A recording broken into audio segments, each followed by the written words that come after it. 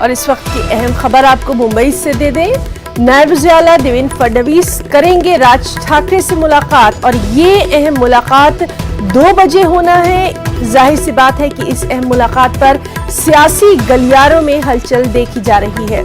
तो मुंबई की सियासत से ये अहम खबर आपको दे दें, जहां नायब वज़ीर-ए-आला देवेंद्र फडणवीस राज ठाकरे से मुलाकात करने वाले हैं।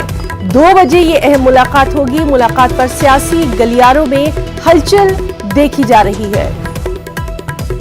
नाज़रीन, चलिए सीधे रुख करेंगे इस वक्त मुंबई का। हमारे साथ मौजूद हैं हमारे एक और साथी मोहम्मद मोहिउद्दीन। आपसे जानना चाहेंगे, राज ठाकरे से आज जो मुलाकात करने वाले हैं देवेंद्र फडणवीस, इस बात की तवक्को पहले ही की जा रही थी कि शायद ही ये मुलाकात हो जाए। क्या कुछ मायने निकाले जाएं इसके?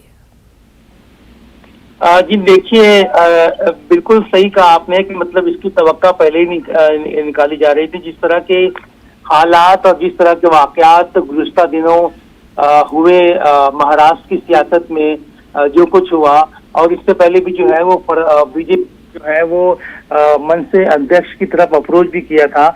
तो कुल मिला के देखा जाए तो बीएमसी इलेक्शन के तनाज़ुर में ये मुलाकात जो है वो मुमकिन हो सकती है। और इस मुलाकात में जो है वो बीएमसी इलेक्शन और आने वाले दिनों में जो सियासी हिकमत अमली है उस पर जो है वो गुफ्तगू होने के इम्कानात बहुत जाहिर हैं, बहुत ही वाज़ेह हैं। दूसरी बात ये कि जिस तरह से शिवसेना के बागी उम्मीदवार ने बगावत करते हुए जो है बीजेपी का साथ दिया, इसी तरह बीजेपी जो है वो एक और अलायंस को ढूंढने की कोशिश में जो है वो राज ठाकरे से मुलाकात कर रही है। और अब देखना यह है कि ये मुलाकात जो है वो कितनी समरावर हो सकती है बीजेपी के लिए और कितनी समरावर हो सकती है राज ठाकरे के लिए। क्योंकि राज ठाकरे की अगर बात की जाए तो राज ठाकरे जो है वो गुज़िश्ता चंद सालों में अपना सियासी वजूद जो है वो खोते हुए दिखाई दे रहे हैं। इसमें जो है वो बीजेपी से मुलाकात में जो है वो एक नया दौर शायद ही जो है वो मनसे के लिए शुरू हो सकता है। और बीएमसी इलेक्शन में जो है वो सीटों को लेकर के तबादला ख्याल मुमकिन है।